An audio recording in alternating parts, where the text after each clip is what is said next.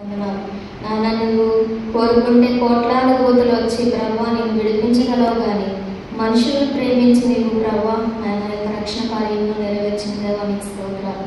నాయన మరి ఈ యొక్క మాటను ధ్యానించిన విధంగా జోమోదస్కి మీ యొక్క ఆత్మీయ నడిపిని అనుగ్రహించండి, జ్ఞానం అనుగ్రహించండి అనే మాటలను మేము వింటుండగా మా యొక్క హృదయాల్లో భద్రపరచమని ఈ చిన్న ప్రార్థన ఆలకించమని యేసే పరిశుద్ధ నామమును బట్టి రత్నాలు నడిపించిన మా గొప్ప దేవా, ఆమేన్.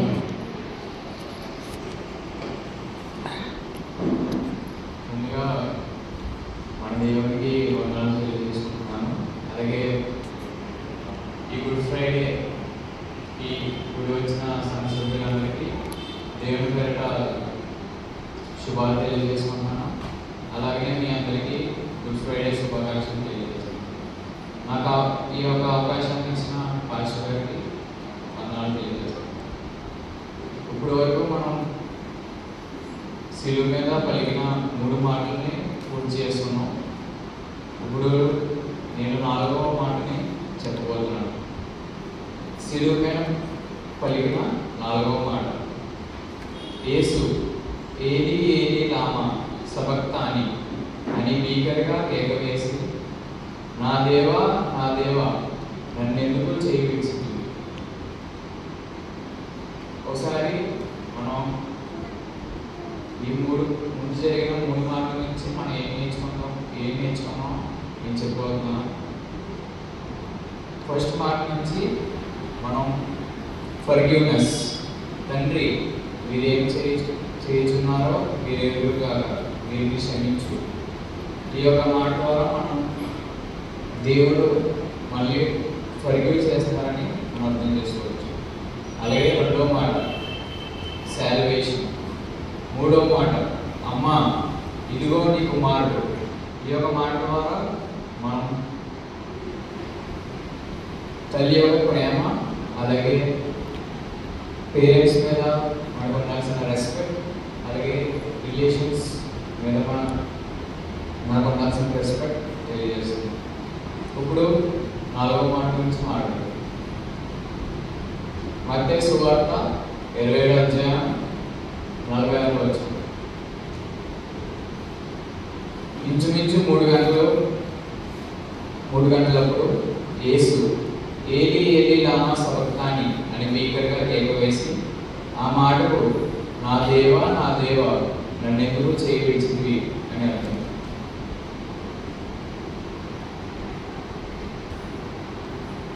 ఈ యొక్క 4వ మాట చాలా చాలా కష్టం అర్థం చేసుకోవడానికి. ఎందుకంటే ఇప్పటి వరకు ఏ పాపం లేని యేసుక్రీస్తు ఈ భూమిలోకి వచ్చి తన స్పిరిచువల్ సెపరేట్ అయ్యి మనం చేసిన పాపములన్నీ తన మీద వేసుకున్నాడు. తను ఎప్పుడైతే ఈ భూమిలోకి వచ్చాడో ఆ భూమిలోకి వచ్చినప్పటి నుంచి తన తండ్రి చెప్పిన మాట నెరవేర్చడానికి అడుగులు వేశాడు. మనకి చూసినట్లయితే లోక పాపులు యేసుపై మోపబడినప్పుడు మొదటిసారి తండ్రి మరియు కుమారుడి మధ్య ఒక విభజన ఏర్పడింది. ఈ వాక్యంలో మనం చూడవచ్చు, తండ్రి మరియు కుమారుడి మధ్య ఒక విభజన. అంటే కుమారుడు మనం చేసిన పాపములన్నీ తన మీద వేసుకున్నాడు.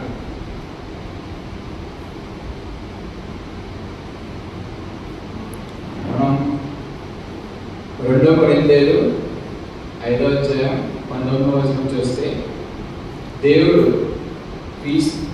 క్రీస్తులో ప్రపంచాన్ని తనతో సమానపరుచుకుంటున్నాడు. దీనికి అర్థం ఏమిటంటే, దేవుడు వారి అపరాధములన్నీ వారి మీద మోపగా క్రీస్తునందు లోకమును తనతో సమాధానపరచుతూ ఆ సమాధాన వాక్యమును మాకు అప్పగించింది.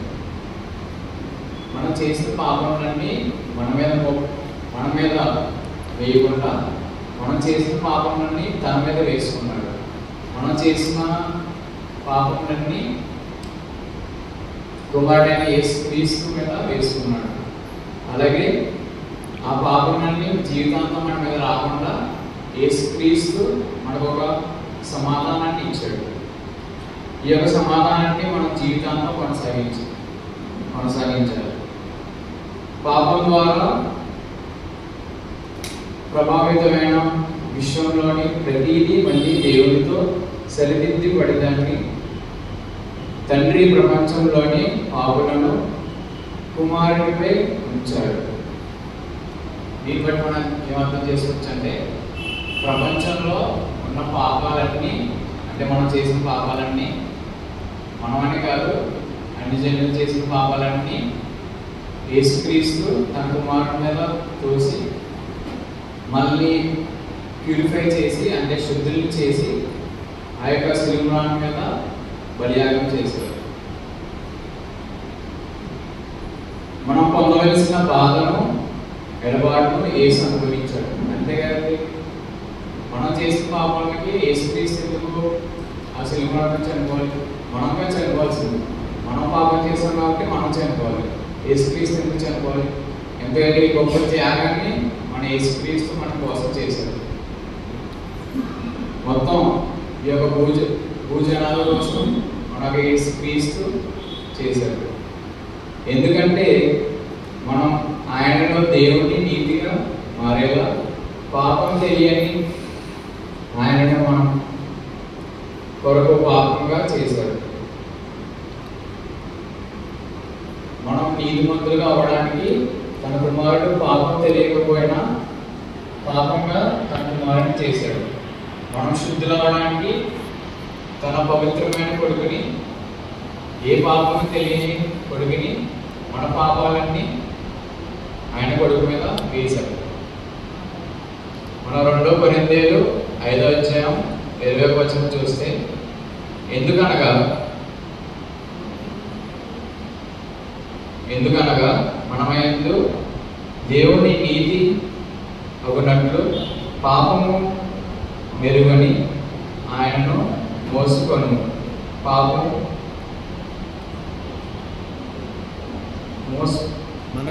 మన కోసము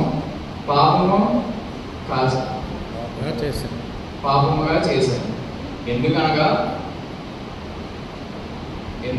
మనమందరం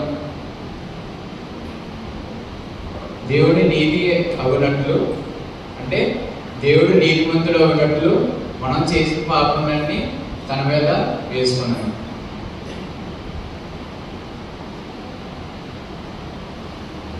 మనం ఈ యొక్క 4వ మాట నుంచి తెలుసుకోవాల్సిన లెసన్స్ ఏంటంటే, అవి డిస్కస్ చేసే ముందు నేను మిమ్మల్ని క్వశ్చన్ అడగబోతున్నాను. మీరు ఎప్పుడైనా, మీ తండ్రి గారు ఎప్పుడైనా మిమ్మల్ని అడగలిగారు, నా బిడ్డ నువ్వు నన్ను ఎందుకు విడిచిపెట్టావు? ఎప్పుడైనా మీకు తండ్రి గారు అడగలిగాడు? అలాగే మనమందరం మనం పాపం ద్వారా దేవుడిని విడిచిపెట్టినాం. మనం చేసిన పాపంలో చాలా పాపం చేస్తాం. మనం చేసిన పాపాలన్నింటి ద్వారా మనం దేవుడిని విడిచిపెట్టేస్తాం. మనం రోజు చేసే పాపం బట్టి మనం దేవుడిని విడిచిపెడతాం. అలా కాకుండా మనం ఒకవేళ తెలిసి తెలియకుండా చేసిన పాపాలని ఆ రోజే మోకాలు వేసి ప్రార్థనలో, దేవా ఇలా నేను పాపం చేశాను క్షమించు అని చెప్తే వెంటనే దేవుడు క్షమిస్తాడు. అలా కాకుండా ఒకదాని మీద ఒకటి పాపం చేసుకుంటూ అలా మనం దేవుణ్ణి విడిచిపెట్టి నరకానికి వెళ్ళిపోతున్నాం.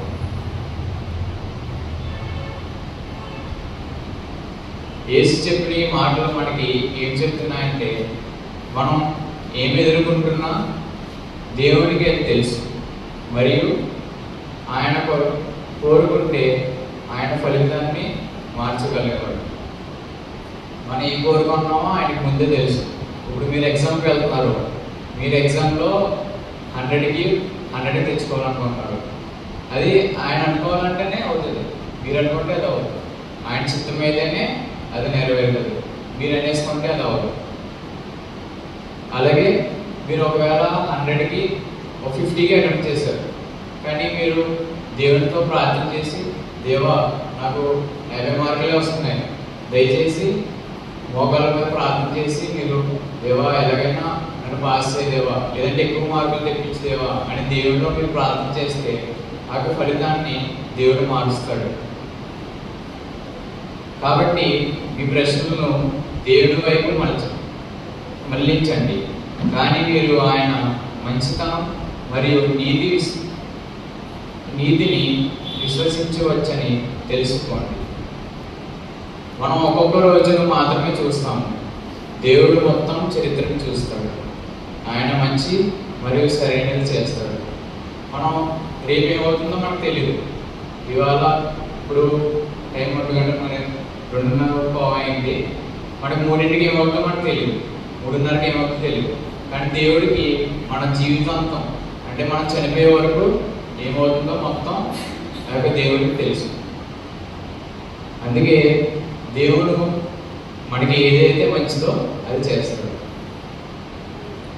మనప్పుడు బాధ గురించి, నొప్పి అంటే పెయిన్ వల్ల కలిగే 3 విషయాలను తెలుసుకున్నాం. Pain tells you that you are alive. నొప్పి నువ్వు బతికే ఉన్నావని చెబుతుంది. దీనికి రిఫరెన్స్ యాకోబు 3వ అధ్యాయం 2వ వచనం. శోధన సహించువాడు ధన్యుడు, అతడు శోధనకు నిలిచువాడే. ప్రభువు తన్ను ప్రేమించు వరకు వారికి వాగ్దానం చేసిన జీవకిరీటం పొందు. ఇక్కడ pain tells you that you are alive అంటే అర్థం ఏంటంటే, ఇప్పుడు మన జీవితంలో అంతా సాఫీగా జరిగిపోతుంది, అంతా రోజువారీగా జరిగిపోతుంటే మనకి ఏంటి నొప్పి ఏంటో మనకు తెలియదు. అలాగే అనుకోకుండా ఇవాళ లేదంటే రేపు దేవుడు నీకు పరీక్ష పెట్టాడు అనుకోండి. మనం ఒక బైబిల్లో ఉదాహరణ తీసుకున్నాం, యోబుని తీసుకున్నాం. యోబుని తీసుకుంటే యోబు ఎంతో ధనవంతుడు, మనకంతా తెలుసు కదా. యోబు ఎంతో ధనవంతుడు. యోబుకి సంతానం కూడా చాలా ఎక్కువ, తనకి ఎంతో ధనం ఉంది. ఓ రోజు యేసుక్రీస్తు తనకి విశ్వాసాన్ని పరీక్షించడానికి తన దగ్గర ఉన్న ధనం అంతా లాగేసుకున్నాడు, తన దగ్గర ఉన్న సంతానం అంతా లాగేసుకున్నాడు, తనకి కుష్ఠరోగాన్ని తెప్పించాడు. ఆఖరికి తన భార్య కూడా తను తిట్టింది, ఎందుకయ్యా నువ్వు ఇంకా ఒక దేవుని నమ్ముతో, ఏ విగ్రహాలకు వెళ్ళి పూజిస్తే నీ యొక్క జబ్బు తగ్గుతుంది కదా, ఎందుకు నువ్వు ఇంకా దేవుడి మీద విశ్వాసం ఇస్తావు అని చెప్పి వాళ్ళ భార్య కూడా తిట్టింది. వాళ్ళ స్నేహితులు అందరూ తింటారు. కానీ యోబు మటుకు దేవుడి మీద విశ్వాసాన్ని వదలలేదు, దేవుడి మీద విశ్వాసాన్ని అలాగే కొనసాగించాడు. సో ఇది pain tells you that you are alive అంటే దేవుడు అప్పుడప్పుడు మనకి ఎలా పరీక్షలు పెడుతూ ఉంటాడు. నువ్వు నిజంగా విశ్వాసంగా ఉన్నావా లేదా దేవుని పట్ల నువ్వు నిజంగా ఆయన్ని నిజరక్షకుడుగా అంగీకరించావా లేదా అని అప్పుడప్పుడు దేవుడు పరీక్షలు పెడుతూ ఉంటాడు. ఆ పరీక్షల్లో నువ్వు ఇచ్చినట్లయితే ఆయన జీవ కిరీటాన్ని ఇస్తానని వాగ్దానం చేశాడు.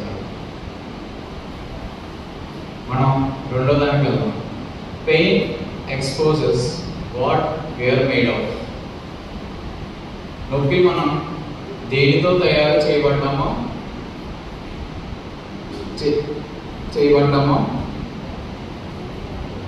బహిర్గతం చేస్తుంది. Pain exposes what we are made of.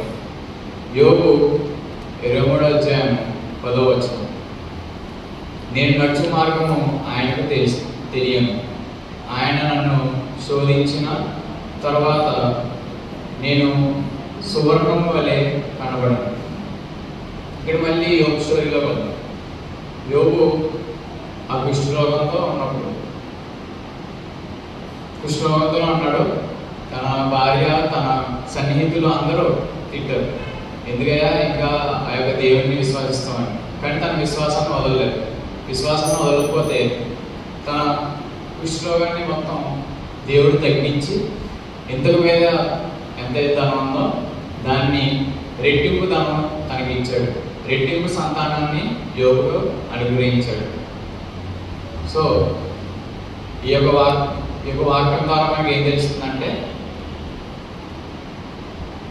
తను పరీక్షలు పెట్టిన మనం ఆ పరీక్షల్లో నిలబడితే మనకి సువర్ణం వల్లే దాన్ని మనకి అనుగ్రహిస్తాడు. అంటే రెట్టింపుగా మన దగ్గర ఏదైతే దేవుడు లాగేసుకున్నాడో, అంటే ఇప్పుడు యోగ స్టోరీలో దేవుడు తన దగ్గర ఉన్న డబ్బుని, తన దగ్గర ఉన్న సంతానాన్ని మొత్తం లాగేసుకున్నాడు.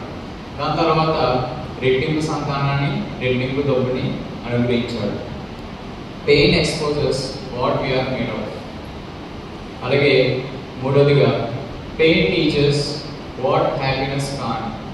ఆనందం ఏం చేయలేదో బాధ మనకు నేర్పిస్తుంది. ద్వితీయోపదేశ కాండము 31వ అధ్యాయము 6వ వచనం.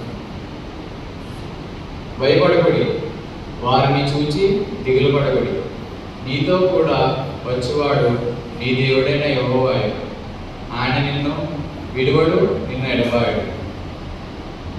ఈ పెయిన్ టీచర్స్ వాట్ హ్యాపీనెస్ కాన్ అంటే, ఇప్పుడు మనం దావీదుని ఎగ్జాంపుల్గా తీసుకున్నాం. దావీదు గొలియాతుని చంపడానికి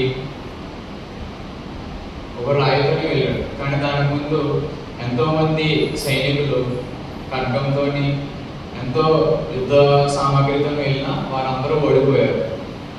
కానీ దావీదు ఓన్లీ ఒక సింగిల్ రాయితోనే అంత భారీ స్థాయిలో ఉన్న గొలియాతుని ఒక్క రాయితో కింద పడగొట్టేశాడు.